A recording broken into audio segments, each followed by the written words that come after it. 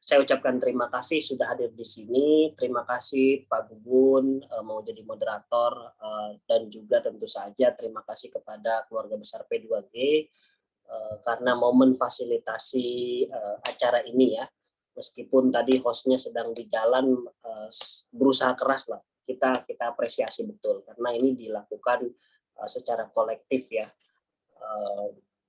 untuk bahkan manfaatnya bisa dirasakan mungkin ya oleh teman-teman di luar P2G. Terima kasih juga untuk P2G yang ada di seluruh Indonesia ya.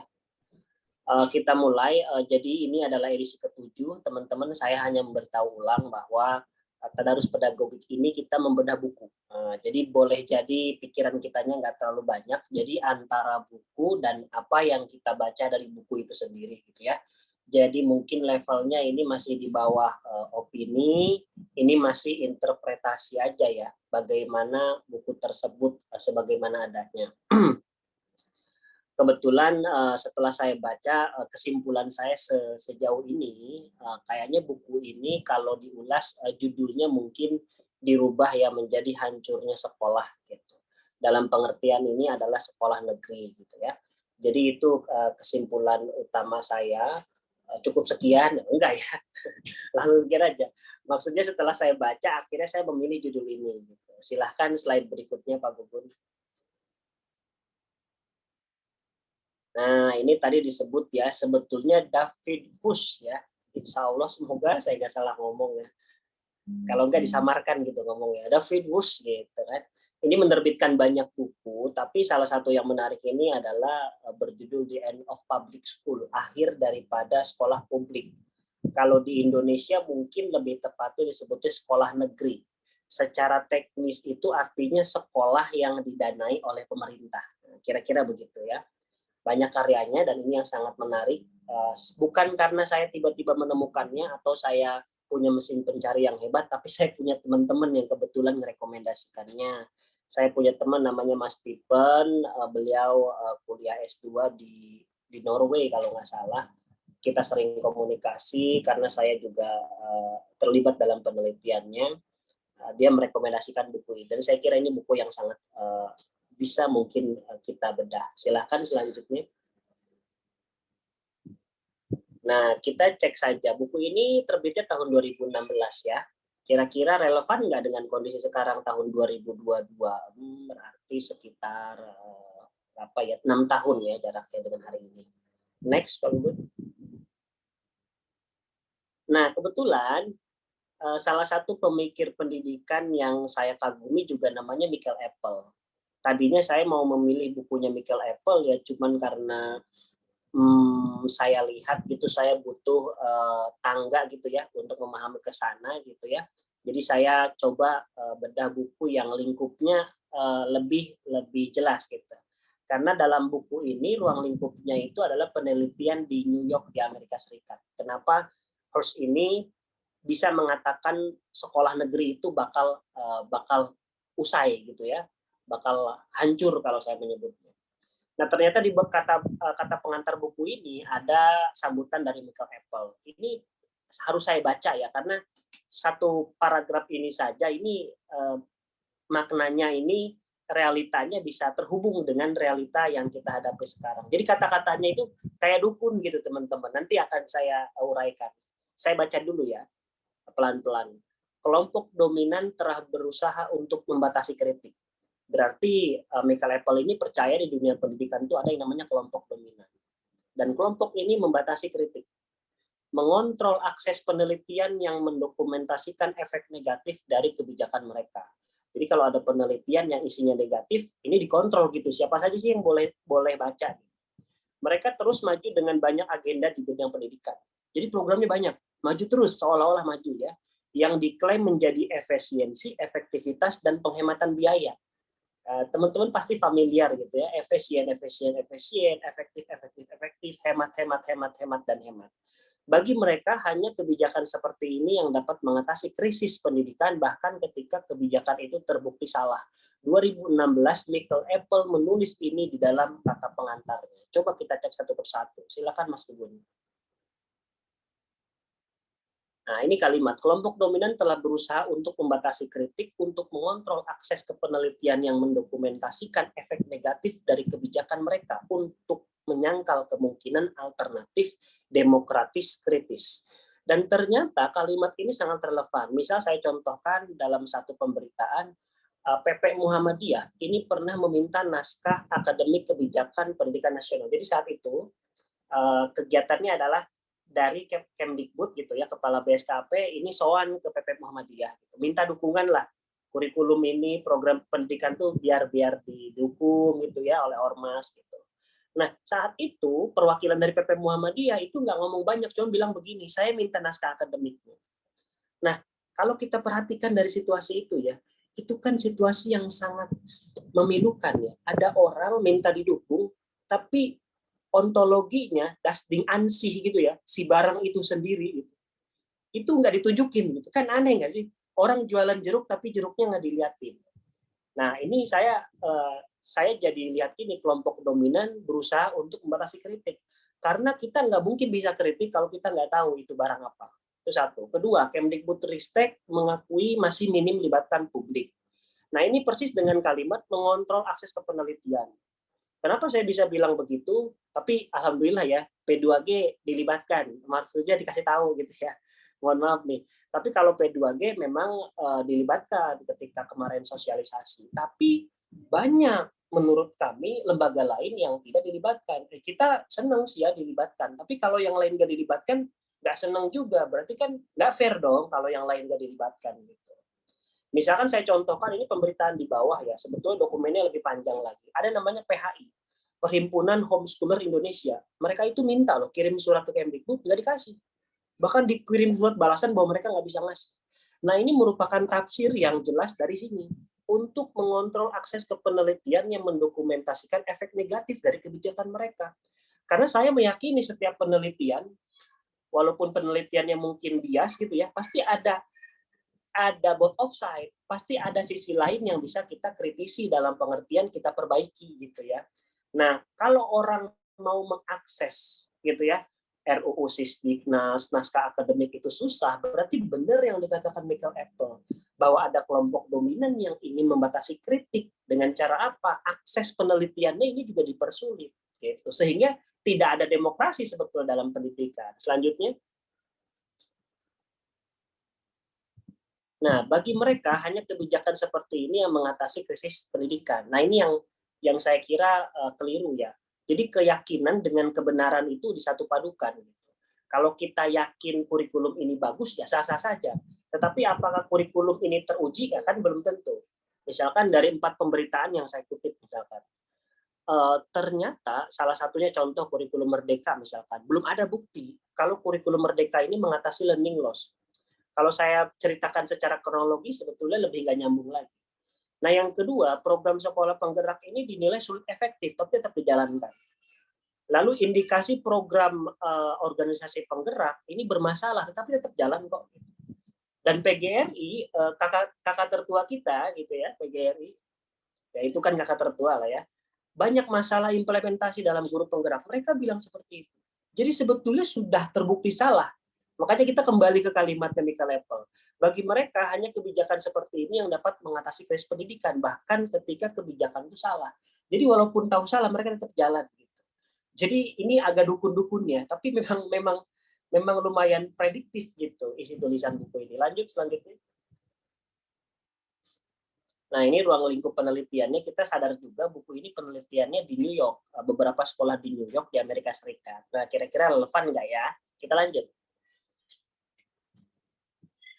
Nah, Hurst ini juga membuat ciri-ciri bubarnya sekolah negeri. Yang pertama, lebih banyak dana publik yang digunakan untuk sekolah unggul. Jadi sekolah unggul tuh di sana tuh disebutnya charter, sekolah charter. Jadi sekolah swasta bagus, karena sekolah ini bagus, akhirnya pemerintah mendanai sekolah tersebut. Nah, tren ini ada di New York, sehingga kemudian itu mematikan sekolah-sekolah negeri lain yang dianggap tidak unggul gitu. Mungkin teman-teman nanti yang paham ini bisa melanjutkan ya, namanya charter ya, sekolah charter namanya, charter school. Jadi sekolah swasta bagus, akhirnya dikasih dana oleh pemerintah gitu. Nah, sekolah negeri yang pas-pasan gitu, itu yang anak-anaknya mungkin nggak pernah makan salmon, nah itu mungkin agak susah mereka untuk mendapatkan kualitas yang bagus dari pendidikan. Ciri yang kedua adalah pendidikan menjadi kurang partisipatif karena siswa, guru, komite sekolah, distrik atau Pemda, dewan sekolah ini memiliki ruang yang sempit dalam aspirasi mereka. Teman-teman, P2G ini terlibat dalam uji publik RUU Sisdiknas. Ketika kita dilibatkan dan baca dokumennya, di situ komite sekolah dihapuskan, teman-teman. Dewan sekolah juga dihapuskan. Saya nggak tahu, ya itu kan draftnya ganti 2 kali. Ya. Mungkin di draft kedua, husnuzonnya mungkin sudah diadakan kembali. Tapi teman-teman, kalau komite sekolah ini dibubarkan, itu indikasi ke sini. Bubarnya sekolah negeri. Cuman teman-teman nggak akan melihat, bubar tiba-tiba enggak. Tetapi sekolah negeri ini didorong sedikit demi sedikit diswastakan. Sebetulnya itu sudah terjadi, teman-teman, di level universitas. Misalnya kampus dengan PTNBH, bahwa dia perguruan tinggi negeri harus berbadan hukum, BH, badan hukum. Alhamdulillah saya dulu ikut demo menolak itu. Jadi bayaran saya waktu kuliah agak murah. Bandingkan dengan angkatan selanjutnya tuh 2015 tuh harganya udah mahal itu, jauh sekali. Saya 1.600.000 kuliah pas semester. Nggak tahu Mas Gugun berapa kuliah dulu. Mas Gugun lebih senior dari saya. Mohon maaf. Junior. Oh, junior. Pasti lebih mahal dari saya ya. Saya 1.600.000. 650.000, Kang. Oh, itu SMPTN itu ya. 2010. Nah, untuk di bawah saya itu udah 5 jutaan, yang 5-4 juta gitu. Nah, itu terjadi di kampus. Nah, kalau di tingkat menengah dasar, ada arah ke sana, partisipasi mulai dikurangi, keterlibatan juga tidak ada. Ini ya bubar aja sekolah negeri. Sekolahnya ada, teman-teman, tapi dia sudah jadi swasta gitu. Makanya lebih baik dari sekarang di swasta ya, Pak Gugun ya. Enggak, itu just kidding lah. Lanjut, Pak Gugun. Tadi ciri-ciri bubarnya sekolah. Lalu yang kedua, ciri-ciri kurikulum yang membubarkan sekolah. Soal ujian, strategi, dan hafalan itu yang akan membubarkan sekolah. Teman-teman, kalau teman-teman sering baca kebijakan pendidikan saat ini dari kementerian, itu hampir dirapal ya, seperti bismillah, Kang Gun. Setiap ada riset, pidato, pasti dimulai menurut hasil PISA, itu udah kayak bismillah. Mungkin seperti wablahul muwafiq di bagian akhir, supaya kita bisa mengatasi PISA gitu kan. Serius, saya serius ngomong ini. Dan PISA itu program internasional student assessment. Jadi siswa di seluruh dunia itu diuji secara global. Pertanyaannya kemudian, apakah soal yang dibuat ini cocok buat orang Cina, Tiongkok, apakah untuk berbagai negara? Dan kita tahu masalah di kita ada literasi numerasi. Iya, ada masalah itu. PISA 2018 juga menunjukkan itu dan lain sebagainya. Tapi kita juga harus tahu bahwa PISA ini bukan lembaga yang independen sebagaimana kita pikir dia adalah lembaga pendidikan. Bukan. PISA ini salah satu program dari OECD. OECD itu kepanjangannya adalah, saya lupa lah, dia ekonomik. Dia ada lembaga ekonomi. Kalau dalam bahasa sejarah itu lembaga sisaan perang dingin. Jadi waktu zaman perang dingin di Eropa itu dibangun lembaga-lembaga ekonomi, salah satunya OECD. OECD ini kemudian bikin program PISA. Tujuannya ekonomi untuk memetakan pasar kerja dan lain sebagainya. Nah, saya sudah menulis ini sih di Tempo tentang koloni PISA, lalu juga saya menulis di Republika tentang asesmen nasional. Karena asesmen nasional yang kemarin dikritik oleh P2G, format soalnya itu sama dengan format PISA. Makanya agak ironi kalau pemerintah mendorong literasi, tapi tujuannya itu menjawab soal. Yang terjadi apa? Guru-guru dituntut untuk membuat soal AKM. Gitu. Jadi nggak belajar kita ini sebetulnya. Makanya kalau memang tujuannya dari awal kita ingin mendapatkan ranking PISA yang bagus, nggak usah sekolah, bimbel aja setiap hari. Itu udah ada jawabannya. Makanya coba begini, di sini disebutkan bahwa seringkali ditulis oleh orang lain. Kalau kita tahu konsep pendidikan ya, sejarah pendidikan tuh, jangankan zaman Islam pondok pesantren ya, zaman Hindu-Buddha bahkan sebelumnya, sebelum ada Hindu-Buddha, komunitas penduduk Nusantara itu, Indonesia itu namanya Padepokan. Dan itu mereka punya guru-guru tertentu, guru-guru spiritual, di mana murid-murid itu datang. Dan yang menguji itu gurunya. Itu dulu loh, sampai sekarang. Nah, martabat guru ini semakin hilang ketika dia yang ngajarin tapi yang bikin soal orang lain. Dari mana coba itu bisa nyambung, teman-teman?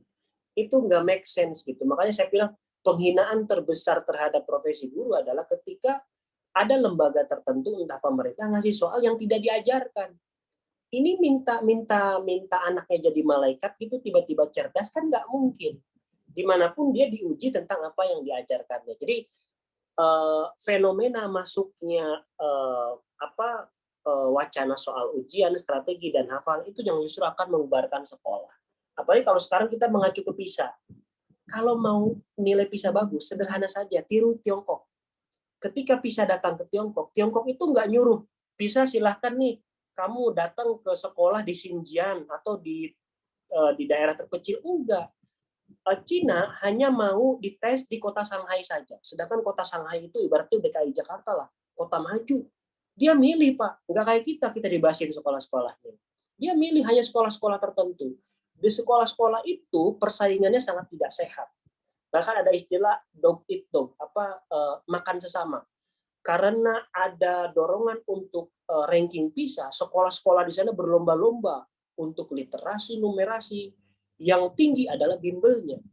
Bahkan ada guru yang digaji di bimbelnya lebih tinggi daripada di sekolahnya. Dan ini di Indonesia juga terjadi sebetulnya. Dan ini adalah yang menyebabkan sistem di sekolah ini buruk. Anak-anak bersaing. Teman-teman kalau baca laporan UNESCO tentang New Deal kita ya, kesepakatan baru kita di tahun 2050 tentang pendidikan, UNESCO mengatakan begini, bahwa ada yang salah dengan sistem pendidikan kita. Kompetisi secara individual, melahirkan siswa-siswa yang tidak kolaboratif gitu. Dengan apa? Ya dengan ujian yang soal PISA ini.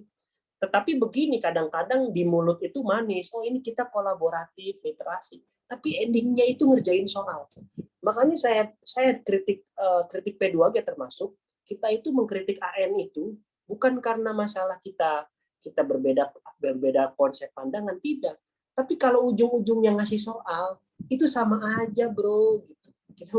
Itu sama aja gitu loh. Ngasih soal itu ngebebanin anak gitu. Makanya pengetesan ini memang harus dirubah. Kalau kita masih mengacu ke PISA, ya beginilah kondisinya. Tapi rekomendasi PISA juga nggak dijalankan oleh Indonesia. Nah itu juga lebih ruwet kan gitu. Jadi kita ikuti mana? Nah, makanya saya di sini memberikan keruwetan ya. Bagi-bagilah, jangan saya mikir sendiri. Silakan lanjut.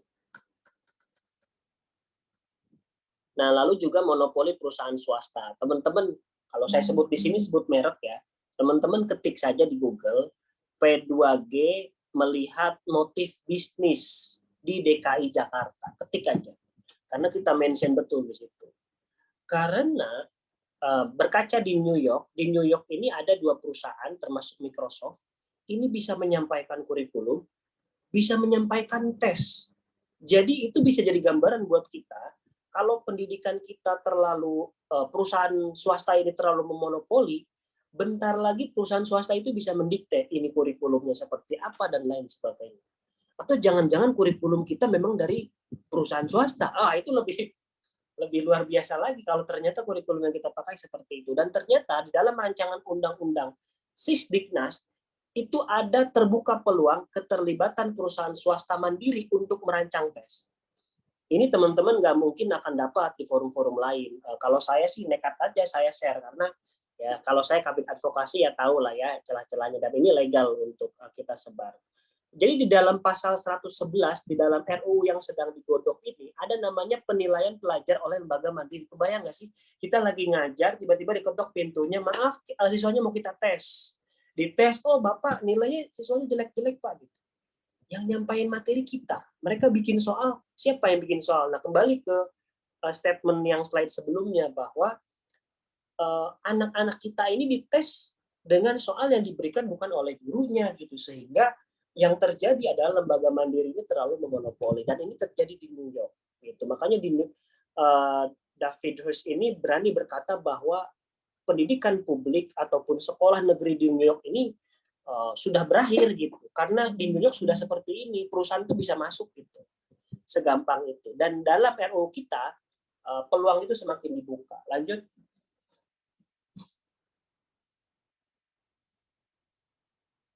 Nah, kata-kata selanjutnya di halaman 100 misalnya, para pemimpin gerakan reformasi. Jadi teman-teman, kalau teman-teman tahu, secara global itu ada namanya GEM. GEM itu Global eh, Reform Education, Education Reform, saya suka ketuker tuh ya. Global Education Reform Movement. Jadi ada gerakan reformasi pendidikan secara global. Tapi gerakan ini kan kata-katanya bagus ya, reformasi. Sebetulnya bukan reformasi, tetapi mendorong mempercepat industri di dalam dunia pendidikan. Jadi orang-orang neoliberalisme itu nggak suka kalau negara itu ngasih duit buat ngebiayai pendidikan, karena itu dianggap tidak produktif. Terus gimana dong supaya orang belajar? Ya tetap ada sekolahnya, tapi harus bayar mahal, kira-kira begitu. Nah ini cara berpikir neoliberalisme. Sehingga kemudian kalau ini tetap berjalan, ya bagaimanapun orang kaya, katakanlah sekumpulan orang kaya yang kita sebut sebagai plutokrasi, dan juga sekumpulan orang yang mengendalikan kekuasaan, oligarki, ini akan muncul di dalam dunia pendidikan, memonopoli wacana, struktur, dan proses pendidikan. Teman-teman, sorry to say ya, misalkan teman-teman pernah mendengar tagline berpihak pada anak. Kalau teman-teman pernah membaca beberapa buku-buku ekonomi, berpihak pada anak ini hanya kata lain berpihak pada konsumen. Karena konsep pendidikan hanya diartikan sebagai pelayanan. Pak Gugun mohon maaf ya, kalau ala ajar pelayanan ya wajar aja ya, kita kan sekolah swasta. Tapi kalau sekolah negeri, modelnya pelayanan, berpihak pada anak, dalam pengertian layanan, itu tujuan pendidikannya sudah berubah. Gitu. Dia nggak ada tujuan nasionalnya berarti. Dari wacana, struktur, proses, ini sudah dikendalikan oleh pemimpin gerakan reformasi korporat tersebut, sehingga kemudian siswa, guru, masyarakat tuh cuman floating. Kita tuh cuman ngambang di dalam dunia pendidikan. Yang terlihat kan seolah-olah pendidikan nasional kita dikendalikan gitu ya oleh kementerian. Padahal seperti ilustrasi yang saya gambarkan di sini, itu kan hanya puncak gunung es. Di bawahnya ini siapa sih? Siapa sih yang bikin kurikulum kita? Pernah nggak nanya? Siapa sih orangnya? Ini orang mikirnya dasar filsafatnya apa sih gitu. Terus teori pendidikannya kayak apa? Teman-teman nggak tahu kan? Tahu-tahu Merdeka Belajar aja. Nah ini kan juga perlu saya kira diklarifikasi sehingga menjadi sangat jelas. Nah berkaitan dengan kata-kata tanggung jawab, di dalam RUU Sisdiknas ini ada yang lebih berbahaya lagi. Teman-teman lihat misalkan di dalam perbandingan ya RUU Sisdiknas tahun 2003 dengan RUU Sisdiknas yang sekarang sedang digojlok. Dulu tahun 2003 dalam sistem pendidikan nasional kita, menteri adalah menteri yang bertanggung jawab. Teman-teman perhatikan di RUU yang baru, kata tanggung jawabnya hilang. Jadi menteri hanya penyelenggara. Pak Gugun, mungkin kalau kita ngadain acara di sekolah, jadi cuma panitia aja IO. Jadi kayak IO konser, tiba-tiba banyak orang membludak kalau ada yang meninggal, oh maaf kita cuma IO gitu ya. Nah, menteri dipersepsikan sebagai IO, sehingga kemudian tanggung jawabnya hilang.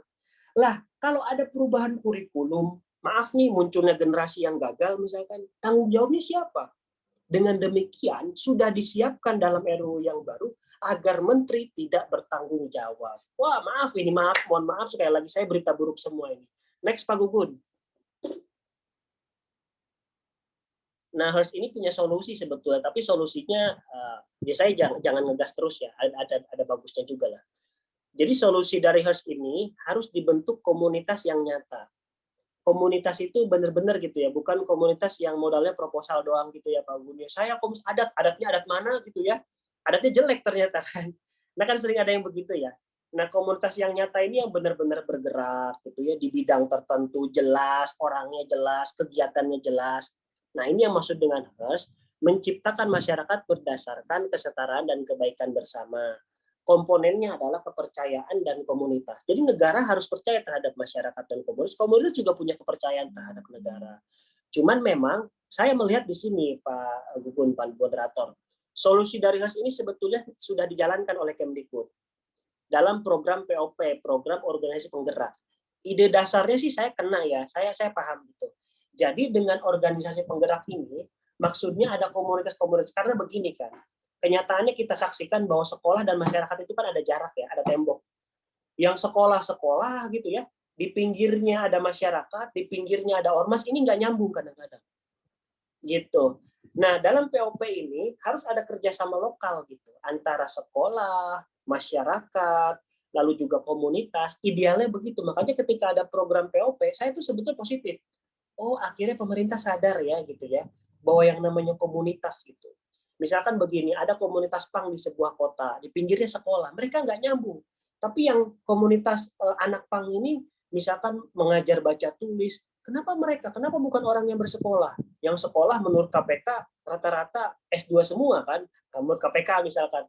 Kenapa yang sekolah malah jadi korupsi, yang menghidupkan masyarakat malah komunitas, makanya disatukan. Jadi saya kira solusi, kita juga kritik buku ini, terus ini punya solusi tapi kayaknya solusinya kurang relevan di Indonesia.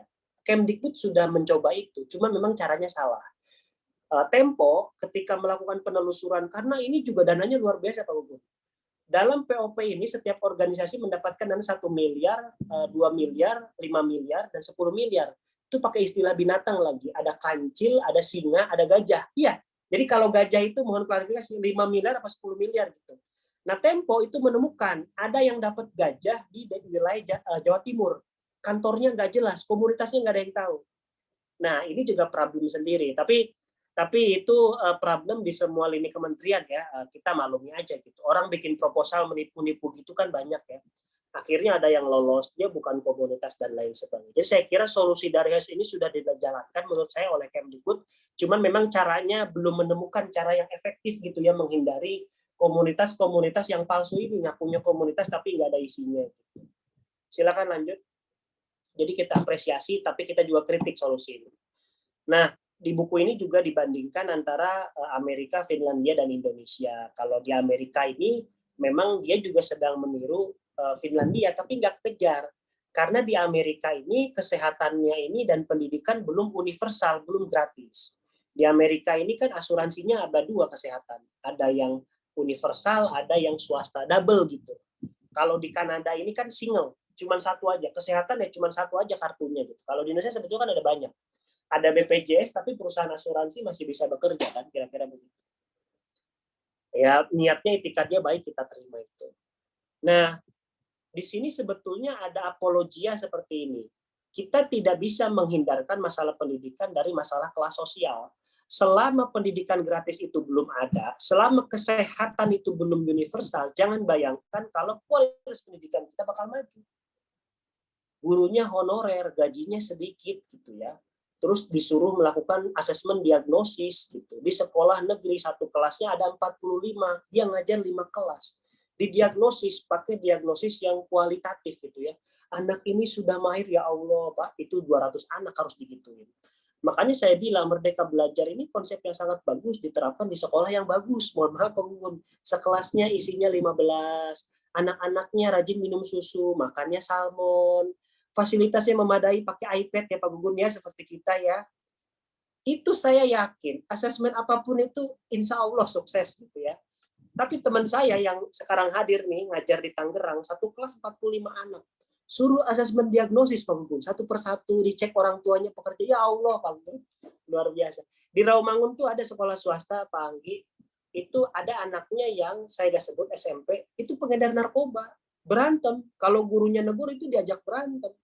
Ini nggak mungkin kita pakai Merdeka Belajar untuk situasi kayak gitu ya. Nah, kita kembali lagi bahwa kita tidak bisa melepaskan dari masalah ekonomi dan juga masalah sosial. Jadi pendidikan itu masalah bersama. Kita juga harus buka mata ada masalah kelas sosial gitu. Dan Indonesia ini sangat beragam. Selanjutnya silakan. Nah, ini yang saya bilang neoliberalisme. Jadi konsep neoliberalisme dalam dunia pendidikan ini punya agenda.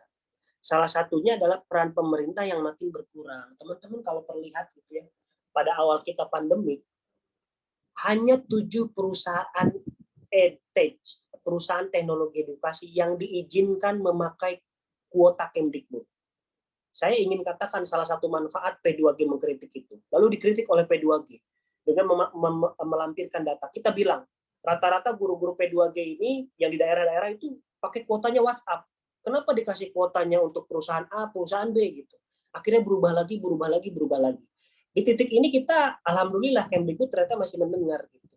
Tapi di sisi lain kita melihat ada peran pemerintah yang makin berkurang. Yang dulunya publik diprivatisasi. Saya juga senang dapat akun belajar ID dari Kemdikbud gitu ya. Itu kan dari Google. Gratis, alhamdulillah gitu. Pertanyaannya sampai kapan itu gratis? Kedua, data yang kita masukkan di dalam Google Drive di belajar ID, apakah itu bisa menjadi haknya Google atau hak pemerintah? Apakah kita punya MOU untuk melindungi data itu?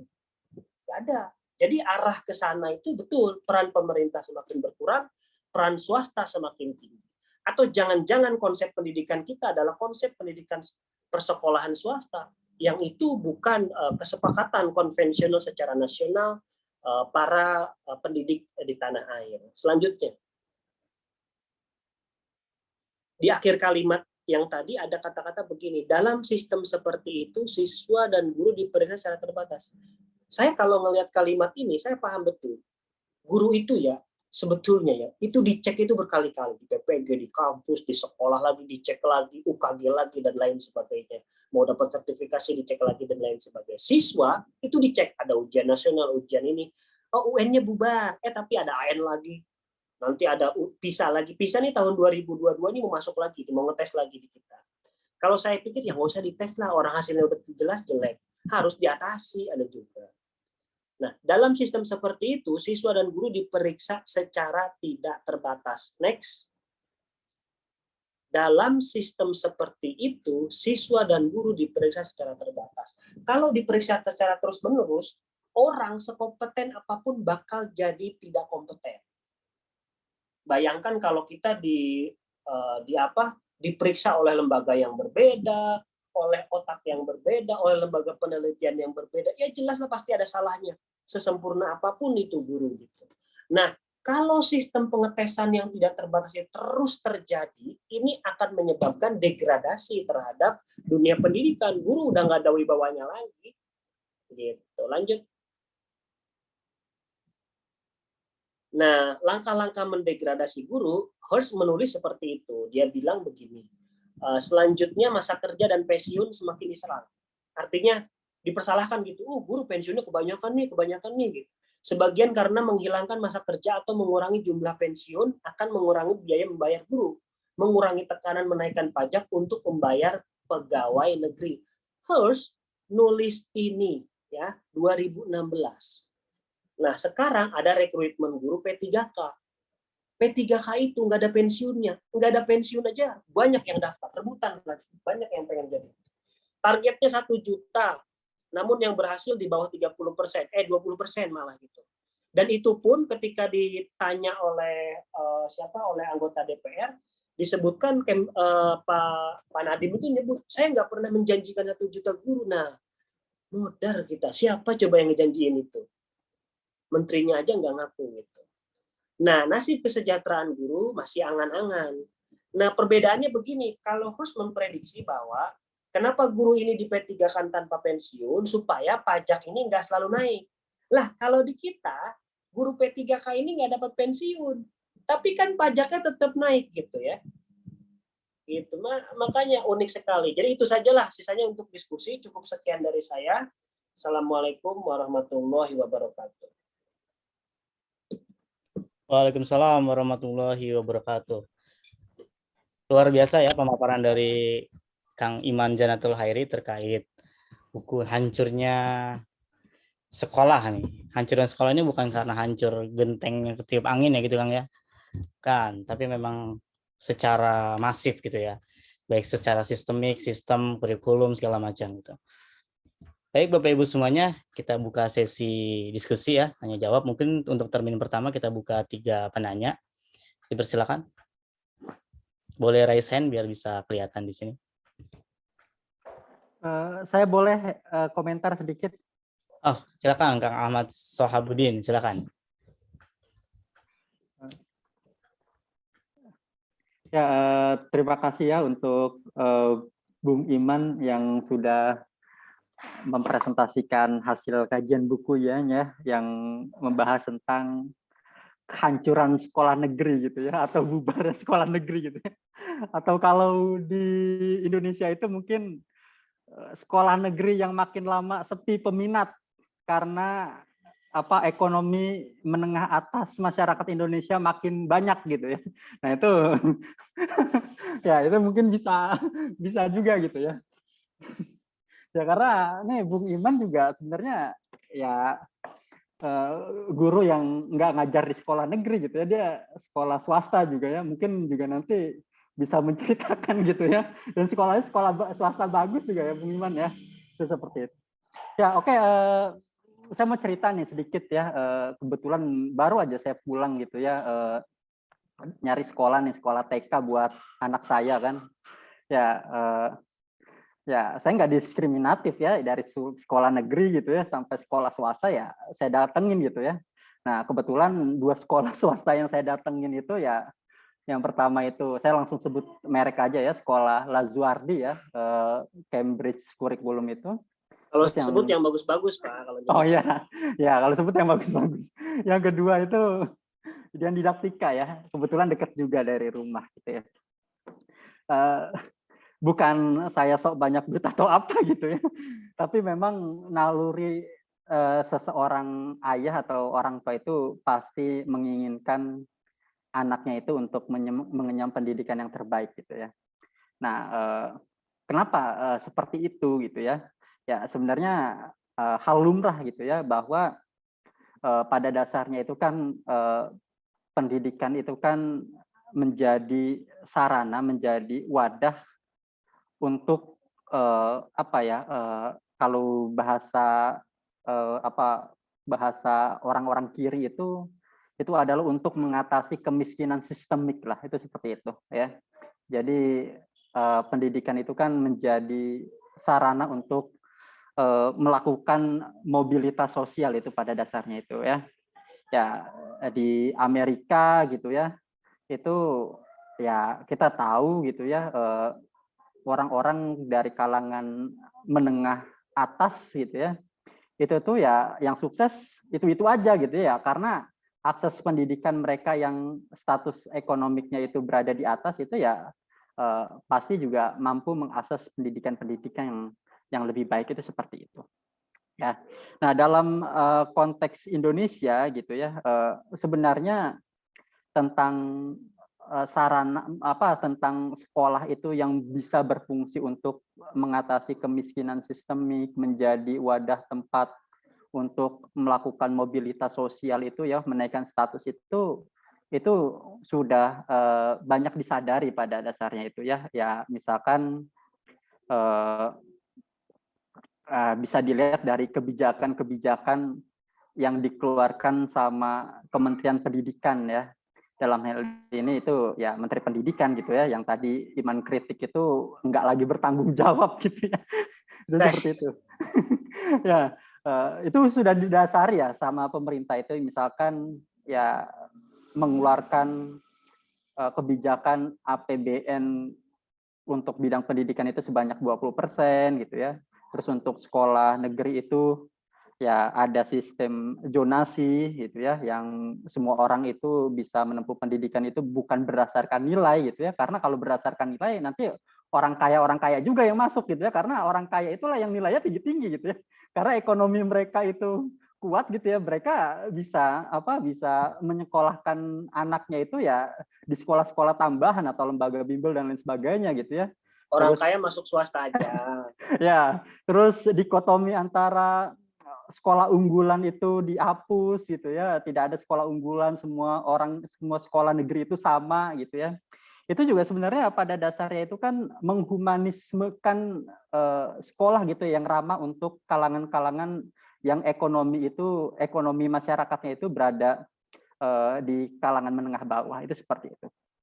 Tapi gitu ya, di kota-kota besar gitu ya, itu ada fenomena menarik gitu ya. Di tengah flatnya ini ya prestasi sekolah-sekolah negeri ya. Teman-teman mungkin saya pernah lihat gitu ya, ada angka statistik tuh gitu ya. Siapa sih sekolah-sekolah yang nilai UN-nya itu terbaik gitu ya, ya walaupun berbicara UN sekarang nggak relevan gitu ya, atau nilai yang terbaik gitu ya. Itu yang muncul itu ya sekolah-sekolah swasta tuh ya, kayak sekolahnya Bang Iwan gitu ya, atau sekolah penabur gitu ya. atau di Bogor itu ada sekolah yang bagus tuh saya lupa gitu ya. Nah itu seperti itu gitu. Yang juara-juara Olimpiade dan lain sebagainya itu ya rata-rata itu ya memang sekolah-sekolah swasta bonafide gitu ya. Nah itu seperti itu. Kenapa gitu ya? Saya lihat itu kenapa sekolah-sekolah negeri itu dalam sisi prestasi itu semenjak adanya kebijakan untuk ibaratnya meramahkan sekolah negeri untuk kalangan menengah bawah itu ya itu menjadikan sekolah negeri itu makin ini ya makin secara kualitas itu semakin flat ya. Nah, fenomena ini gitu ya saya lihat itu mencoba ditangkap gitu ya oleh kalangan menengah atas gitu ya bahwa dengan kondisi seperti ini ya karena mereka itu sadar bahwa pendidikan itu merupakan akses yang penting untuk apa ya untuk mewarisi apa tuh ya power gitu ya mewarisi kekayaan dan lain sebagainya makanya mereka-mereka yang berada di kalangan menengah atas gitu ya itu berbondong-bondong tuh memigrasikan anak-anak mereka dari sekolah negeri ke sekolah swasta. Itu fenomena itu apa bisa kita kaji tuh dengan kita membandingkan yang tadi dibahas oleh imam tersebut gitu ya. Siap, siap. Nah, ya, apakah fenomena ini sesuatu yang lumrah gitu ya, sesuatu yang lumrah itu? Siap. Nah, ya, Siap, ya. siap. Mana Kang Iman? Siap. Sesuatu hal yang lumrah gitu ya. Secara naluri gitu ya, naluri manusia ya kita berbicara psikologi gitu ya. Itu sesuatu yang lumrah pada dasarnya gitu ya. Pada dasarnya. Cuma bukan berarti kelumrahan ini itu tidak bisa diantisipasi gitu ya. Karena kalau seandainya tidak diantisipasi oleh pemerintah dalam hal ini itu pemerintah pusat atau Kementerian Pendidikan, ya tentu gitu ya kemiskinan sistemik yang coba itu dihapuskan gitu ya dengan kebijakan-kebijakan yang asasnya keadilan tadi gitu ya, ya nggak bayaran, terus juga donasi gitu ya, terus juga subsidi gitu ya dan lain sebagainya itu malah bertolak belakang gitu ya. Kenapa ya? Karena mereka-mereka yang selama ini menjadi incaran itu ya lari ke sekolah swasta seperti itu. Makanya gitu ya sekolah-sekolah negeri itu perlu ada afirmasi lagi gitu ya. Perlu ada afirmasi lagi supaya apa? Supaya kualitas antara sekolah negeri itu dengan sekolah swasta itu ya sama gitu ya. Oke. Ya artinya ya apa yang didapatkan pembelajaran yang didapatkan sama kalangan menengah atas itu juga didapatkan oleh menengah bawah. Bisa. Oke, mungkin langsung Pak Iman. Terima kasih itu aja. Terima kasih Pak Soha. Monggo Pak Iman bisa direspon.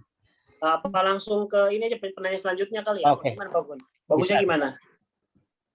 Silahkan Pak Satriwan Salim itu ada SN. Oke, boleh izin ya. Ini menarik. Saya langsung aja, Bung Iman. Apa namanya pertanyaannya? Kalau dari segi bangunan, memang sekolah negeri itu 5 tahun atau 10 tahun terakhir jumlahnya kan makin banyak ya. Kalau dari segi bangunan ya. Nah, artinya ada peningkatan kuantitas gitu dibangunnya sekolah-sekolah atau rombongan belajar oleh pemerintah 10 atau 20 tahun terakhir gitu. Ketika ada PPDB tadi Soha menyinggung PPDB mulai 2017 kira-kira begitu, sekolah negeri makin bermunculan ya seiring tingginya animo masyarakat termasuk orang-orang kaya untuk menyekolahkan anaknya di sekolah negeri kan. Karena ada kebijakan pendidikan gratis misalnya dari SD SMP sesuai konstitusi, termasuk untuk beberapa provinsi SMA SMK itu sudah mulai gratis. Nah, seiring itu berarti ya animonya tinggi, sekolah negeri juga makin banyak sebenarnya gitu. Bahkan misalnya Bekasi itu menambah jumlah rombol gitu ya, saking tingginya animo masuk sekolah negeri tetapi tidak dibarengi dengan daya tampung rombongan belajar gitu. Itulah makanya dibangun sekolah-sekolah. Nah, pertanyaan saya adalah terkait dengan bukunya buku Rus ini. Yang pertama adalah apakah perbandingan antara konteksnya tadi New York gitu. Saya belum baca detail bukunya seperti Kang Iman. Tapi apakah di sana itu betul-betul sekolah negeri atau public school itu tidak diminati, orang kemudian migrasi ke swasta gitu ya, atau ini lebih kepada tanda kutip ya bisa dikatakan peran pemerintah atau sekolah negeri yang berkurang karena digantikan oleh korporat gitu, itu yang pertama. Nah, sebab kalau di Indonesia saya lihat tadi dari segi bangunan tadi saya katakan ya, dan dari segi animo justru ke sekolah negeri itu meningkat gitu ya. Itu yang pertama. Nah, yang terakhir, yang kedua, karena kita memang sangat bergantung kepada berbagai lembaga-lembaga donor internasional, mulai dari Bank Dunia gitu ya, kemudian IMF dan seterusnya, rasa-rasanya kok Bung Iman semua negara di dunia saat ini, apalagi negara berkembang gitu ya, ya termasuk negara dunia ketiga, negara-negara miskin, itu memang bergantung kepada standar-standar yang sudah ditetapkan secara internasional dari segi pendidikan. Ya kan, OECD dan seterusnya. Nah, pertanyaannya adalah kalau yang skeptis ya kita nggak bisa keluar dari jerat itu gitu, ya kan? Nggak bisa keluar dari jerat itu gitu, karena ini sudah mengglobal, karena sudah menjadi sistem global. Apakah ada negara yang bisa keluar dari sistem itu, Bung Iman, dari konteks sistem pendidikannya? Apakah Bolivia, apakah Venezuela gitu. Tapi rasa-rasanya pendidikannya kan nggak bagus-bagus juga gitu ya. Even itu disebut negara yang negara sosialis dan seterusnya gitu. 2 pertanyaan itu. Makasih. Baik, terima kasih Pak Satriwan atas pertanyaannya. Ini mau langsung direspon Ini Pak berat Iman? banget ini. Dari Pak Soha dulu ya. Tapi langsung saja terima kasih Pak Satriwan Salim, Koordinator Nasional P2G. Terima kasih juga sebetulnya pertanyaan Pak Satriwan Salim ini dan uraiannya menjawab pertanyaannya Pak Soha. Menurut saya seperti itu ya, Pak Gugun, betul nggak? Jadi kalau kata Pak Soha bahwa sekolah negeri semakin sedikit, ternyata physically di Indonesia, tadi sudah disampaikan oleh Pak Satriwan Salim, sekolah negeri justru bertambah. Lalu yang saya tangkap, Pak Gugun, tolong klarifikasi, ini kan soal natural ya. Jadi kalau Pak Soha menganggap bahwa ini kan situasi yang sangat natural, setiap orang ingin yang terbaik dan lain sebagainya. Tapi kan dari natural itu kan kita berhitung, misalkan soal 20% APBN. Saya pernah mengikuti webinar, saya lupa pembicaranya dari orang Kemenkeu. Jadi 20% untuk pendidikan itu ada alokasi yang sangat besar itu ke dana desa. Saya nggak ngerti itu sambungnya apa gitu ya. Jadi 20% pendidikan itu tersalurkannya ke dana desa. Jadi kayaknya kita nggak bisa mengharapkan itu. Tapi kemudian kan sistem pendidikan nasional kita jelas punya tujuan gitu ya. Apakah kita ingin agar misalkan dalam RUU Sisdiknas yang baru ada hal positif, misalkan wajib belajar ini jadi 12 tahun, apakah itu tujuannya? Atau tujuannya adalah profil pelajar Pancasila, atau memang pemerataan akses pendidikan dan lain sebagainya. Indikatornya itu saja. Karena kan yang memberi janji bahwa pendidikan untuk semua orang kan bukan kita yang minta, tetapi memang negara sejak awal di dalam Undang-Undang Dasar memang ingin memberikan itu terhadap seluruh rakyat Indonesia. Jadi ini bukan sesuatu yang sifatnya kita tidak realistis, tapi kan negara ini dibangun memang karena yang ngedirin negara ini kan kaum terpelajar terdidik. Jadi mereka sadar betul kalau tidak ada alokasi dana untuk pendidikan ini seperti mengkhianati perjuangannya sendiri. Jadi saya kira untuk soal pembiayaan pendidikan itu negara Indonesia ya, kalau memang masih ngaku Pancasila ya memang masih harus funding ya, masih harus tetap memberikan pembiayaan gitu. Ya idealnya sampai tingkat universitas sebetulnya. Kalau soal mungkin nggak mungkin ya saya contohkan di Chili misalkan itu pendidikan gratis sampai tingkat universitas yang nggak instan juga, mereka melewati 30 tahun lebih ya rezim Pinochet. Ada demo mahasiswa, sebelum ada demo siswa dulu, 70.000 siswa turun ke jalan, akhirnya pendidikan gratis dan lain sebagainya. Tapi itu juga bukan nggak ada masalah kok, nanti kan mereka alokasi pajaknya seperti apa. Finlandia juga, seingat saya pajaknya gede banget gitu. Di kita kan surga ya, pajaknya luar biasa. Kalau ada jalan ke sampingnya, kenapa enggak? Saya kira soal pembiayaan ya, sekolah negeri dan swasta itu saja Pak Soa ya. Selebihnya sudah dijawab oleh Pak Satriwan Salim.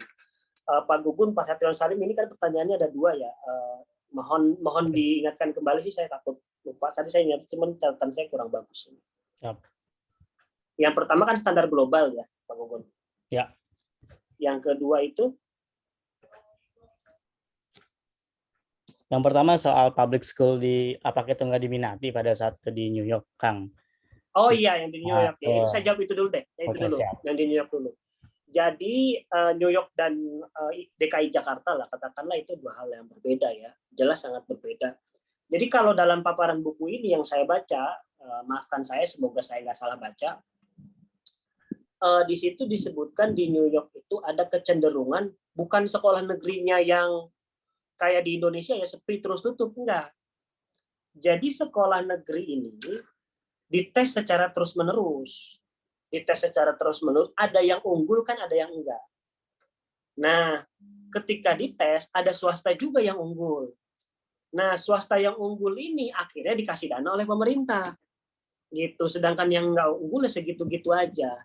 Namun lambat laun muncullah resep-resep. Kalau di New York itu orang Microsoft yang bermain gitu kan.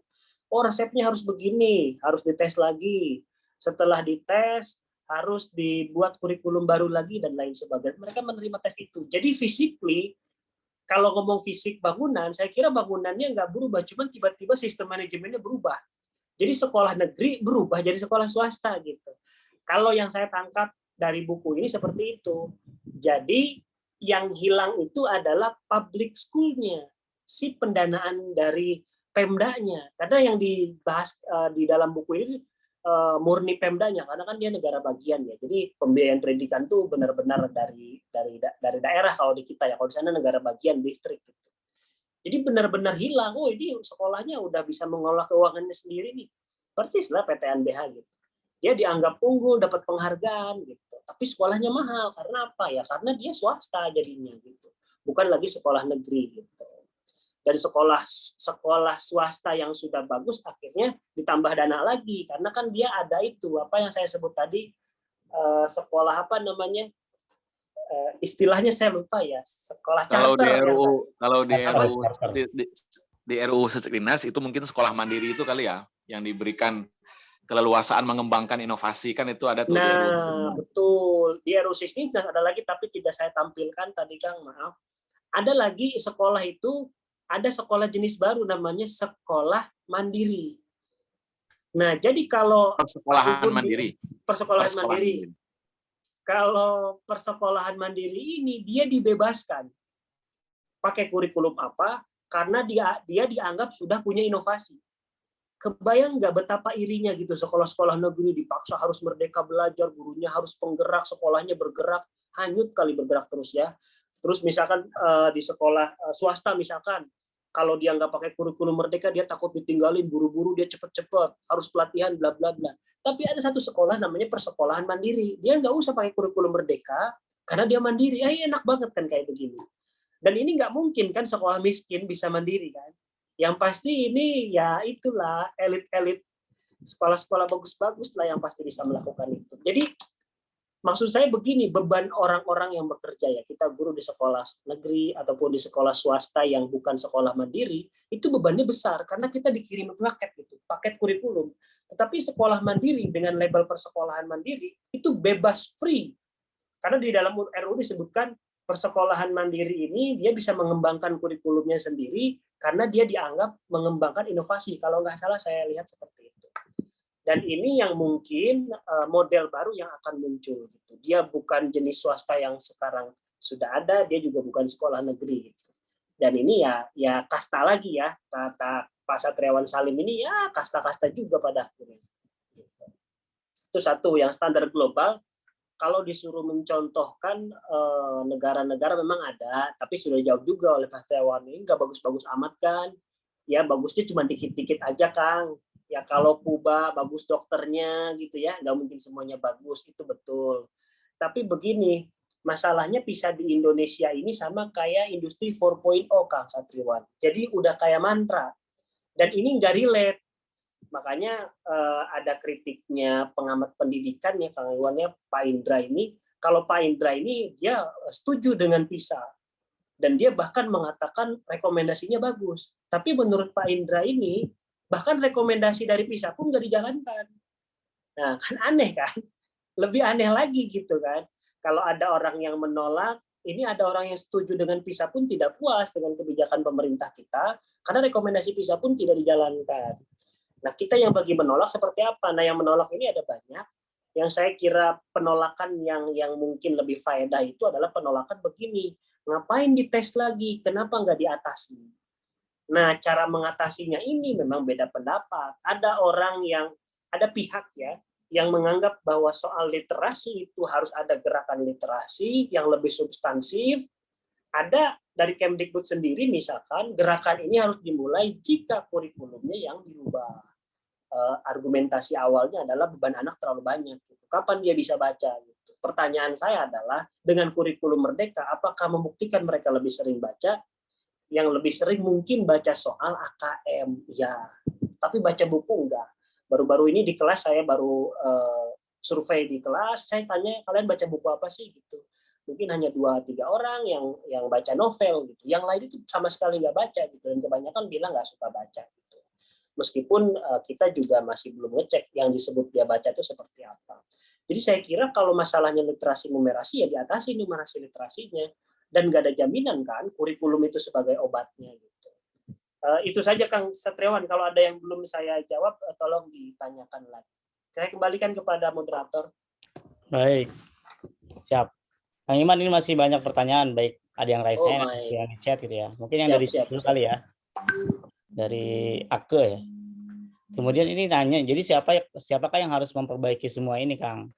Sementara para guru yang ingin berbuat benar bukanlah pengambil keputusan. Sementara para pengambil keputusan bahkan terbawa arus. Nah, ini gimana Kang menanggapi pertanyaan dari Bu Ake ini? Iya, jawabannya beragam. Kalau gaya-gaya Kemdikbud itu, ini masalah kita semua. Gitu. Jadi semua harus terlibat. Orang tua, Pemda, guru ya. Klisenya kayak begitu ya. Tapi bukan maksudnya guru ingin berbuat benar ya dalam mengambil keputusan. Ini partisipatif aja. Guru kan ada kedudukannya. Ya kalau guru ada organisasi guru, ada partisipasi. Kalau dari P2G sih selama ini ya sejauh yang saya tangkap, teman-teman boleh berbeda pendapat. Ya P2G kalau ada yang hal-hal kira-kira kita tidak sepakat, kita merasa itu keliru, kita sampaikan kan. Dan ada memang beberapa perubahan gitu. Walaupun perubahannya nggak memuaskan kita juga katakanlah seperti, tapi ada dampaknya. Jadi kalau dari saya sih ya kita harus membuat gerakan kolektif, mungkin itu yang disebut dengan komunitas gitu ya, yang disebut oleh Hearst di solusi yang di slide yang saya jelaskan tadi ya. Kalau kata harus ada komunitas yang nyata. Berarti kalau ada komunitas yang nyata, berarti ada komunitas yang tidak nyata, yang abal-abal. Nah, kan? Gitu kan. Nah, ini seperti apa gitu. Orangnya nggak ada mungkin, kegiatannya nggak jelas. Ya sudah kalau seperti itu, ya semua itu kan bisa dijalankan. Masukan itu ada jalurnya. Ketika ini digodok oleh DPR, kita sampaikan ke DPR, ketika sampai ke pemerintah, kita sampaikan kepada pemerintah. Jadi multi level lah. Kalau di sekolah kita bisa ada yang bisa kita rubah gitu. Toh katanya ini bebas ya, coba kita dengan format yang kita kira ini bisa mengatasi krisis pembelajaran di tempat kita masing-masing gitu. Jadi saya kira multi level ya, diperbaiki di semua tempat. Guru ada kok bisa berubah gitu ya. P2G koordinator nasional kita ini selalu diundang di DPR, bahkan nanti hari Senin diundang lagi di GTK, didengarkan kalau ngomong gitu ya. Gitu. Jadi saya kira ada ya, walaupun kalau soal kepuasan kan itu beda lagi urusannya ya. Apakah kita puas dengan responnya atau tidak, nah itu urusan lain. Tergantung presentasenya. Itu Pak Gugun paling. Oke, siap. Lanjut ya, Kang Iman, ini ada Pak Dede. Pak Dede, halo. Ya, terima kasih, Pak. Ya, Pak Dede. Ya, Assalamualaikum warahmatullahi wabarakatuh. Waalaikumsalam warahmatullahi wabarakatuh. Terima kasih atas kesempatannya. Saya dari Sekolah Indonesia Kota Kinabalu di Malaysia, di Sabah. Oh, Sabah. Ya. Salam buat yang di Sabah, Pak. Ya, waalaikumsalam. Kami sampaikan nanti. Menarik banget pembahasannya. Dari judul bukunya itu saya sangat menarik banget gitu ya. Judul buku yang akan dibahasnya. Awalnya saya lihat Tadarus Pedagogi ini kan series ya, seperti itu. Jadi beberapa part saya tidak mengikuti, kemudian pas bagian ini saya harus mengikuti gitu seperti itu, sengaja meluangkan waktu karena judul bukunya sangat bagus. Nah, ini kan sebenarnya judul buku juga menjawab kegelisahan saya bertahun-tahun menjadi guru gitu, Pak Iman ya seperti itu. Nah, kami jujur saja gelisah gitu selama menjadi guru segala macam, banyak hal yang menurut saya tidak pas gitu seperti itu selama menjalankan keguruan ini seperti itu. Nah, kami memang juga mencari wadah-wadah untuk sharing segala macam dan lain-lain. Nah, kebetulan ada sesi ini. Nah, kalau dari saya sendiri menanggapi tentang judul buku dan lain-lain, sebenarnya pada dasarnya kan gini, mau sekolah swasta maupun negeri yang berkembang ataupun yang dominan ataupun yang disuplai apapun oleh pemerintah dan mana, pada dasarnya kan kembali ke tujuan pendidikan itu sendiri. Kalau sekolah swastanya berkembang bagus dan segala macam juga kalau memang dapat tujuan pendidikannya, why not gitu seperti itu ya. Karena kan membentuk sistem, kemudian membentuk peradaban dan lain-lain. Kan itu kan tujuan utamanya. Apalagi misalnya kalau sekolah negerinya atau dua-duanya gitu seperti itu. Nah, tapi ketika kita ngelihat mau swasta mau negeri, kalau menurut saya dua-duanya tujuan pendidikannya nggak dapat, maaf gitu dalam tanda petik. Mau sekolah swasta yang berkembang, mau sekolah negeri yang berkembang saat ini gitu seperti itu kok terjadi di mana di berbagai lini itu ketidaksesuaian gitu seperti itu. Misalnya korupsi yang dipertontonkan dengan ini gitu sebenarnya dengan vulgar, kemudian di bidang lingkungan gitu, di bidang banyak beberapa elemen tuh dipertontonkan dengan vulgar dan tidak ada penanganan serius. Kemudian juga jadi hal yang dibiarkan gitu, terbiarkan. Nah, ini kan juga ada benang merahnya dengan pendidikan gitu menurut saya. Ini kan juga output dari pendidikan. Nah, jadi poin saya adalah saya nggak terlalu menanggapi tentang negeri dan swastanya, tapi bagi saya keluaran outputnya dari sebuah pendidikan itu sendiri. Nah, pertanyaan pertama adalah pandangan dari P2G sendiri, mana yang paling pertama harus diperbaiki? Ini bagus banget nih, karena P2G aware terhadap pendidikan gitu ya, terhadap sistem, kualitas dan segala macam lah. Mana yang harus pertama diperbaiki? Apakah kurikulumnya, kemudian atau mindset? Ini juga penting menurut saya mindset itu dari berbagai lini ya, mindset guru, mindset para pejabatnya dan segala macamnya itu seperti itu. Karena berbagai kurikulum berubah gitu, menurut saya kok aneh begini-begini terus gitu. Ada yang ini, ada yang gini. Kemudian juga banyak sisi lemah dan lain-lainnya, banyak dipaksakan dan lain-lain gitu. Itu pertanyaan pertama, mana yang prioritas pertama harus diperbaiki kalau menurut P2G nih, pendapat P2G, kurikulum, mindset, atau mungkin ada yang lain. Yang saya pikir sih yang dua pertama itu. Yang kedua adalah bentuk program real yang dilaksanakan oleh P2G. Saya penasaran karena saya baru kenal gitu ya. Ini dalam rangka perkenalan nih dengan P2G. Bentuk program realnya yang berkontribusi positif terhadap peningkatan ini, perbaikan sistem pendidikan dan lain-lain, selain ya ini kalau Pak Iman kan bagian advokasi ya seperti itu, mungkin bolehkah disampaikan program-program lain yang real, misalnya jika ada gitu seperti misalkan pilot project yang tentang kurikulum yang harusnya dikembangkan seperti itu, atau misalnya berupa pelatihan atau berupa ruang tertentu atau apa seperti itu yang dimiliki, sehingga kalau ada kan kami juga mungkin kalau ternyata satu kesamaan dalam berpikir, mungkin kami juga akan aware dan mungkin bergabung atau gimana seperti itu gitu. Nah, mungkin kalau saya sih lebih ke sana ininya, karena kalau misalnya yang tadi tentang sekolah negeri dan swasta itu yang di bagian dari buku itu, pada ujungnya kembali lagi kepada sistem dan kepada output mana yang kita kejar itu seperti itu. Terima kasih. Baik, terima kasih Pak Dede. Ada 2 pertanyaan nih, Kang Iman. Ya, dari kegelisahan Pak Dede juga, rasanya mau sekolah negeri, mau sekolah swasta juga kalau outputnya, kayaknya ngerasa outputnya nggak tercapai gitu. Sebenarnya apa yang harus kita perbaiki terlebih dahulu? Apakah dari kurikulum tadi disampaikan atau dari mindset, atau ada faktor lain yang sekiranya memang harus dibenahi? Kemudian yang kedua adalah perihal program P2G yang dalam bentuk upaya untuk memperbaiki ini semua tuh apa gitu mungkin Pak Iman. Monggo Pak Iman. Oke ya, saya sedikit menghela nafas, untungnya ini terkait program nggak harus saya semua jawab ini ya. Di sini ada Pak Satriawan Salim, Koordinator Nasional P2G, ada Pak Anggi, ada teman-teman yang lain ya. Saya menjawab sedikit saja soal apa yang harus diperbaiki ya. Wow ya, perbaiki. Ntar dulu saya lagi ngebahas public school ya, kurikulumnya atau mindsetnya. Mindset ini banyak, kurikulum juga banyak. Kita tidak bisa melepaskan pertama pendidikan dan juga politik. Ada yang kita kenal sebagai politik pendidikan. Salah seorang ahli kurikulum pernah mengatakan ya ada 2 kekuatan utama di dalam kurikulum. Saya lupa namanya bahasa Inggris lupa Bun. Aduh susah banget itu nyebutnya. Dia mengatakan ketika kurikulum ini bisa menyusun mata pelajaran, itu kan kekuatan yang luar biasa. Kita sebagai manusia nih bisa menyusun pengetahuan mana yang cocok bagi seseorang. Itu kan ilahiyah sekali. Kira-kira itu kan kekuatan yang sangat besar ya dari politik yang ada, kekuatan politik dalam kurikulum. Yang kedua adalah ketika guru memutuskan untuk menjawab pertanyaan siswa atau tidak.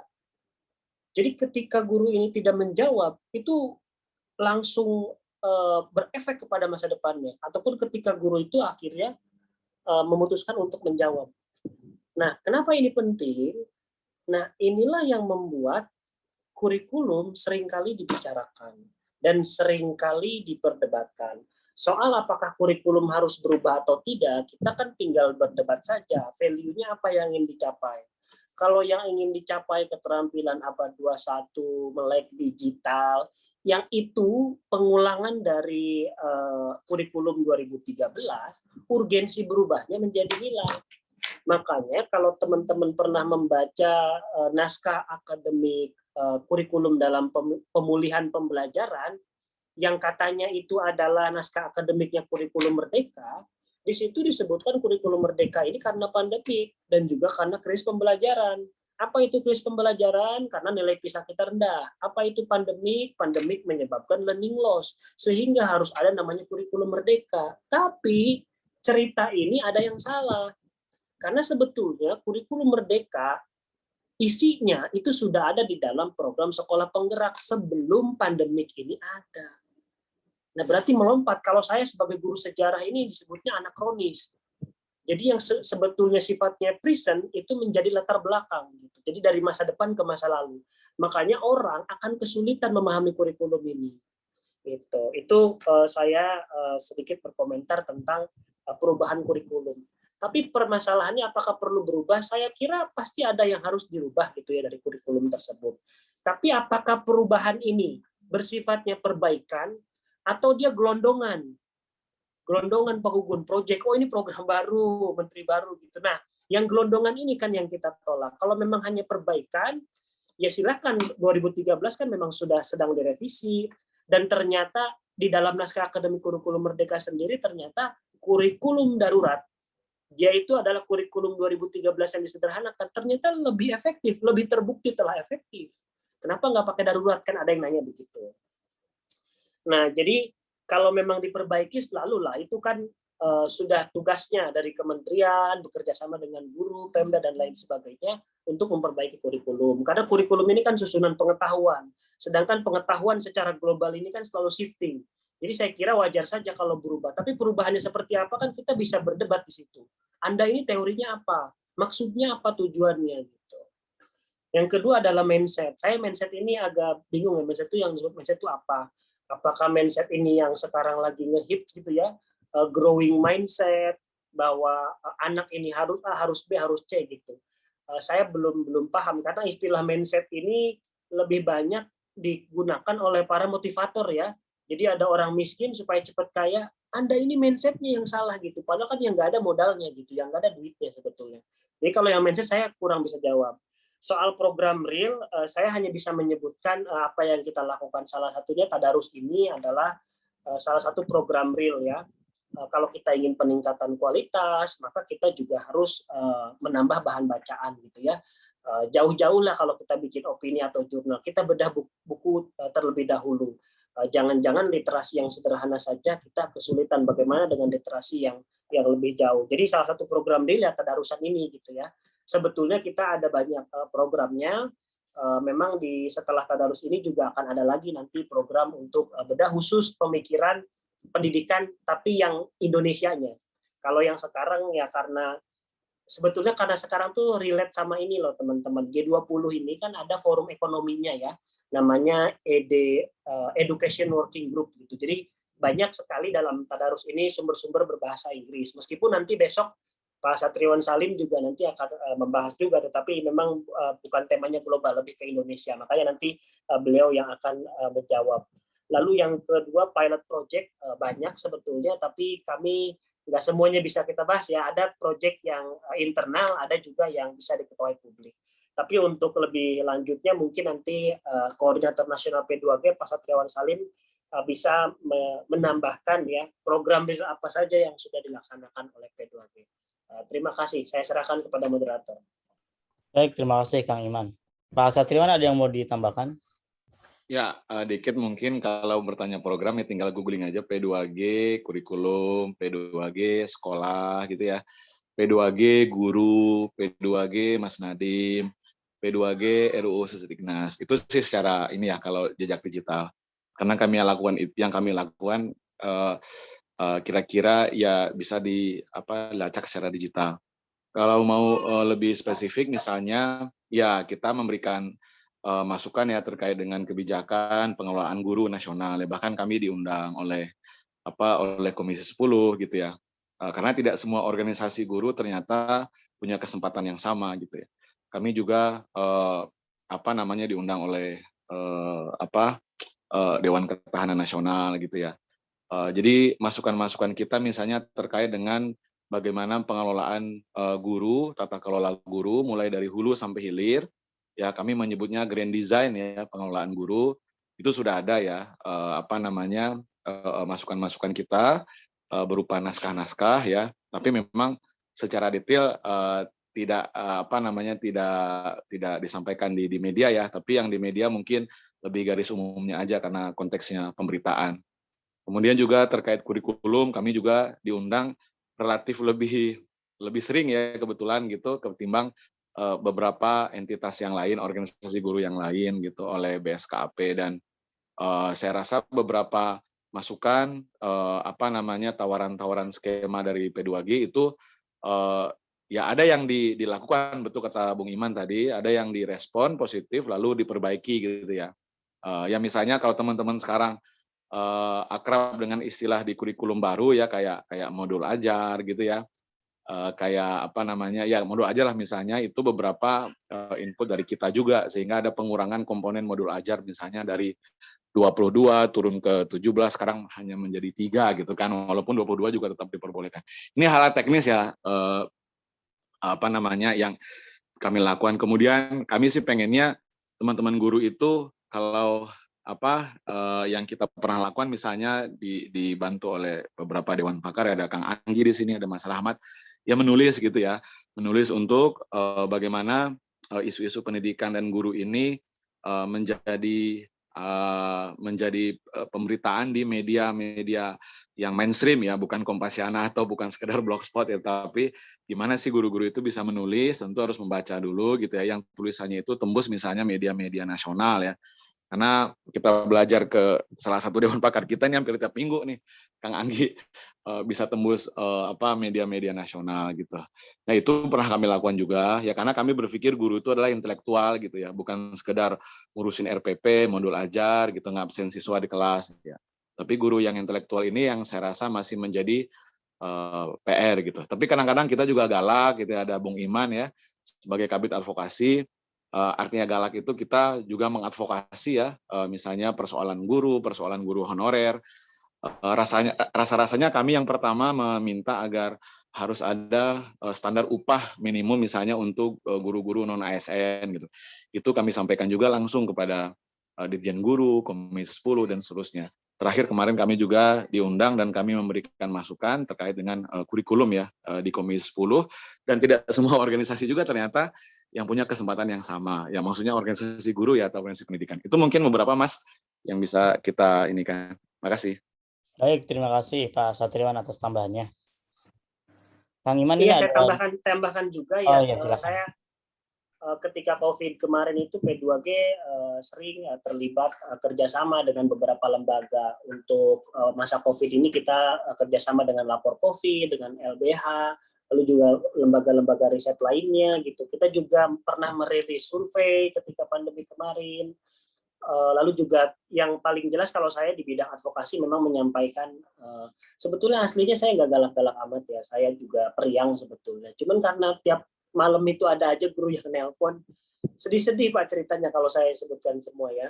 Kadang-kadang tes P3K, kenapa akun saya begini dan lain-lain gitu ya, saya aja nggak pernah ikutan, padahal gitu. Akhirnya saya pelajari demi membantu ya, karena ini kan karena jabatannya, karena sayanya biasa aja gitu. Nah, kerjasama juga ada banyak. Nanti kita lihatlah ke depan teman-teman. Tapi serius yang dikatakan oleh Pak Satriawan Salim, itu suruh nge-Google itu teman-teman benar-benar Google aja, tulis aja P2G. Teman-teman ingin tahu apa yang pernah kita sampaikan tentang kurikulum, apa impact-nya P2G kurikulum misalkan. Atau P2G Sisdiknas, P2G COVID gitu ya. Itu sudah ada jejaknya semua karena kita selalu update ya. Tapi itu bukan pekerjaan permukaan teman-teman ya. Di belakang ini kita kerja keras. Misalkan urus Sisdiknas itu kita dikasih waktu seminggu. Selama seminggu itu kita ngebahas 155 pasal setiap malam dari jam 8 sampai jam 12 malam. Kita godok itu satu persatu. Ada nggak hak kita yang hilang di situ? Ada nggak ini yang melenceng dari tujuan nasional gitu. Jadi di balik pemberitaan P2G ada kerja keras memang di dalamnya, dan itu memang kerja sama semuanya. Ada memang kepala bidang kita yang tinggalnya di Medan, ada memang anggota kita di daerah Pulau Sangihe dan lain sebagainya. Jadi ya complicated lah ya. Ya kita berdoa aja lah, namanya juga kita usaha ya. Gitu. Paling itu aja tambahan untuk programnya. Langsung ke ini aja Pak Gun ya, yang di chat ya. Siap. Yang di chat ini sahabat saya Yusuf Budi ya, dosen di Unindra ya, pendidikan sejarah. Luar biasa ini pertanyaannya tentang standarisasi ya, yang berhak menentukan standar ya. Jadi dan juga tentang lembaga akreditasi mandiri di perguruan tinggi. Jadi begini, kita saat itu membahas tentang evaluasi. Jadi dalam bab evaluasi RUU Sisdiknas itu kan kumpul P2G juga kebetulan kita punya beberapa dewan pakar yang mereka juga ada yang dosen di beberapa LPTK gitu ya.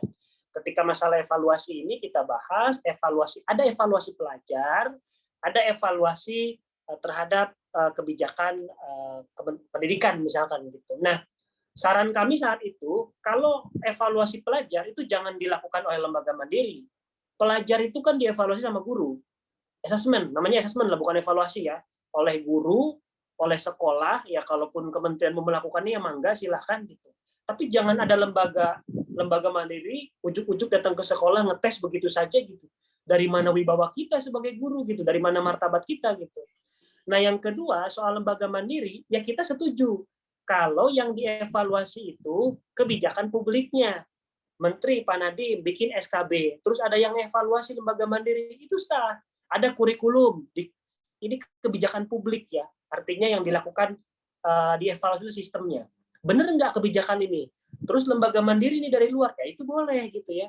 Tetapi kalau proses dalam pembelajaran ada yang mengevaluasi itu, kalau dalam kata Hirsch itu orang lain, kebayang nggak sih belajar sama kita, evaluasi sama orang lain gitu. Nah itu nggak bisa. Tapi kalau sistem dalam kebijakan publik itu harus lembaga mandiri bahkan independen. Kalau Kemdikbud diriset oleh dirinya sendiri itu jeruk makan jeruk. Nah ini jadi merek minuman kan. Nah jadi itu yang kami kira Pak Yusuf tentang lembaga mandiri, yaitu kita bahas juga ketika dalam RU. Kita katakan kita bukan tidak setuju dengan lembaga mandiri. Setuju kok ada lembaga mandiri mau mengasesmen silahkan. Tapi yang di asesmen itu sistem gitu, bukan pelajar kita yang asesmen. Baik. Itu saja, mungkin nanti kalau ada tambahan silakan. Saya kembalikan kepada Pak Gubernur. Terima kasih.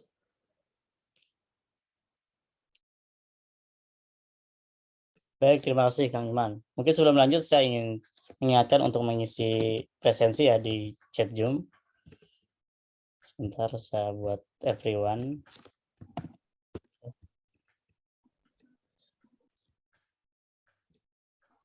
Baik, lanjut ada pertanyaan lagi Kang Iman, ini dari Jody Jacob.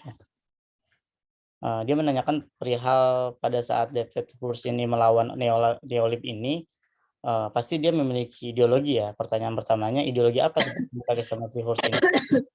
Kemudian pertanyaan yang kedua, kalau guru-guru mau melawan neolib ini, ideologi apa yang guru-guru akan gunakan? Gitu Kang Iman. Mantap ini berat Untuk sekali yang ya. kedua kayaknya besok tuh Bang Iman, mendidik itu melawan judul bukunya. Oh iya. Tapi jangan dijawab aja Kang Pas Iman banget. biar penasaran ya. Saya jawab Jangan permukaan diborong, aja. jangan Pak. Jangan diborong. didorong Kang Iman. Betul. Besok ikut lagi besok. Besok ikut lagi. Mas Jody ikut lagi Bukunya besok. Pak Eko Prasetyo, Guru Mendidik Itu Coba Melawan. jelaskan Kang, mendidik itu melawan ya. Besok aja. Besok. Iya. Besok itu ideologi ya macam-macam lah. Bisa apa aja itu. Itu aja Pak Ugun, lanjut. Baik. Kecuali mungkin yang ideologi Pak Iman itu mungkin boleh di-share. Mungkin perspektif pedagogi kritis kali ya. Salah satu alternatif. Iya. Pertanyaan Pak Jody ini. Saya pikir ini bagus pertanyaannya, berat. Iya. Ini dulu ya, apa namanya, kecenderungan umum lah orang kalau neolib berarti kan lawannya kiri ya. Iya kan selalu begitu ya. Padahal kalau dibuat apa namanya, garis konjungtur gitu ya, itu terlihat bahwa yang melawan neoliberalisme itu ya nggak cuma dari kiri, ada yang tengah, ada tengah kiri, ada tengah agak ke kanan dikit, ada tengah ke kiri dikit, ada yang ke atas, ada yang ke bawah. Kalau kita pernah lihat ini ya, apa semacam kurva Kalau ideologi. sesama neolib berantem ada nggak, Man? Ada. Sesama neolib berantem. Kalau neolib berantem itu kayak rebutan tender, Pak Soha. Jadi beda perusahaan aja, beda perusahaan. Beda konsultan ya. Beda konsultan. Jadi misalkan ada satu konsultan dapat proyek pemerintah, yang satu nggak dapat, nah itu bisa berantem sama neolib. Gitu. Iya, ngomel di Facebook ya. Tapi saya kira beragam. Marahin P2G akhirnya ya. Beragam. Tapi saya hanya mengawali saja begini, Slavoj Žižek itu ya, sebetulnya pemikir Marxis sih dia sebetulnya. Tapi kata-katanya menarik. Kita ngebayangin bisa ngelawan aja nggak bisa gitu. Bahkan ada orang katanya ngelawan neoliberalisme itu kayaknya nggak mungkin gitu. Padahal orang tersebut bisa jadi dia nggak percaya ada neraka. Jadi neraka aja diragukan, tapi neoliberalisme itu seolah-olah nggak bisa dilawan gitu. Nah, kita jangan seperti itu kira-kira begitu. Apalagi orang beragama gitu ya. Kok bisa kalah gitu urusan apa ya akhirat dengan urusan ideologi. Padahal kan ideologi buatan manusia. Masa sih nggak bisa kalah, nggak bisa tumbang? Masa sih nggak bisa mediasi gitu? Mediasi itu artinya kan ada perubahan itu kan nggak langsung ya. Nggak yang dari neolib jadi anti neolib, nggak begitu. Kadang-kadang sederhana saja. Di dalam dunia pendidikan ya Indonesia ya neolib lah. Sebetulnya neolib kalau katanya ini neolib with human face gitu ya. Jadi neoliberalisme tapi wajahnya lembut gitu. Kira-kira begitu Pak Ugun, jawaban sederhana saya. Baik, siap Pak Iman. Bagaimana Bapak Ibu, masih ada yang mau ditanyakan atau didiskusikan pada sesi kali ini? Cukup sepertinya Cukup, ya? ini kita siap-siap bukber ini Pak Ugun. Iya, Pak Iman ada kegiatan lagi ya, sangat sibuk. Baik, mungkin Pak Iman, sebelum kita mengakhiri, mungkin ada closing statement dari Kang Iman terkait edisi ke-7 Tadarus Pedagogi ini buat teman-teman semua. Ya, buat teman-teman sekali lagi dan untuk seterusnya terima kasih. Saya ucapkan terima kasih dan terus terima kasih.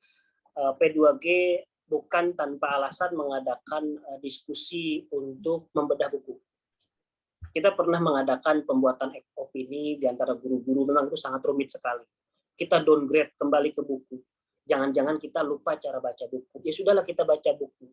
Kalau memang acara bedah buku ini juga tidak bisa membuka wawasan banyak orang, kita akan downgrade lagi. Kalau bisa per bab kita bahas satu buku, satu orang satu bab.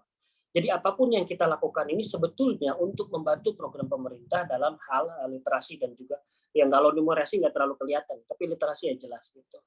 Tapi ini adalah kegiatan positif. Teman-teman silahkan terus hadir, istiqomah tetap hadir. Saya sangat berterima kasih kepada yang sudah hadir. Teman-teman juga dari P2G sangat membantu, Pak Kornas, Dewan Pakar, Pak Anggi yang selalu hadir ini, selalu rapat padahal ya sama Ibu Megawati, tapi selalu menyempatkan ya. Pak Anggi ini Dewan Pakar, peneliti di BRIN, Pak Gugun. Jadi jelaskan ya, rapatnya sama Ibu Mega terus. Berarti kalau ke sini ini kan berarti melewatkan rapat yang luar biasa ya, goreng-goreng. Oke, itu saja untuk buku ini. Saya tidak bisa menyimpulkan. Ayo kita bareng-bareng baca. Saya juga nggak pinter-pinter amat kok baca bukunya, dibantu oleh Google Translate ya. Bukunya berbahasa Inggris, pusing, bacanya juga susah. Tapi berusaha aja gitu. Semuanya berusaha kok. Zaman sekarang itu yang susah itu membaca gitu ya. Saya juga sampai saat ini selalu mencari formula untuk terus membaca dan juga untuk terus menulis ya seperti Pak Anggi. Jadi saya ulang kembali, ini Dewan Pakar kita Pak Anggi ini sangat produktif. Seminggu itu 1 atau 2 kali. Minimal 1 kali itu tulisannya terbit opini enggak gitu di koran juga. nasional. Terbit Saya 100 itu Facebook. bisa lolos nulis opini di Tempo ya guru. Ya seingat saya di tahun ini nggak ada guru menulis di Tempo opini. Saat itu 2020. Itu setelah tulisan saya kasih ke Pak Anggi. Gitu. Diedit dikit, dikasih nasihat, dan lolos. Betul. Nah, tapi silakan teman-teman Japri sendiri.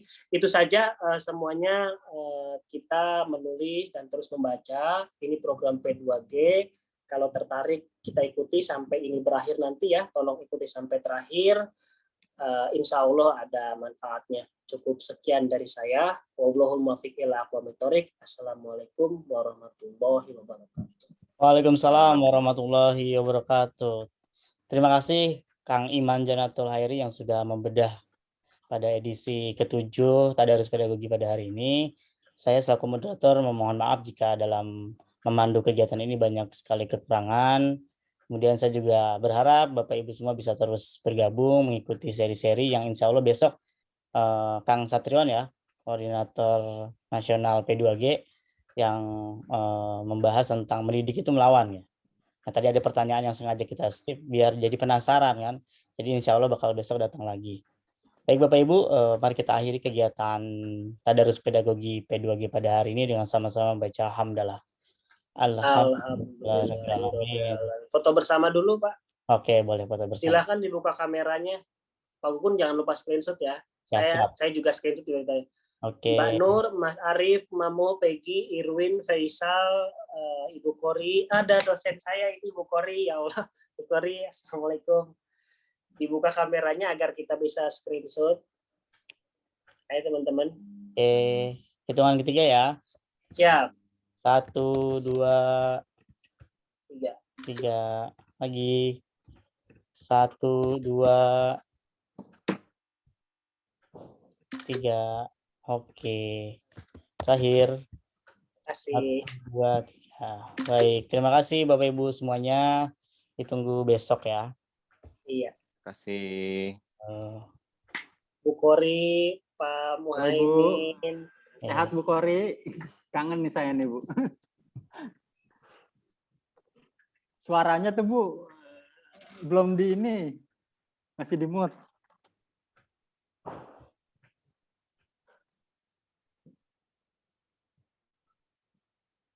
Izin pamit semuanya.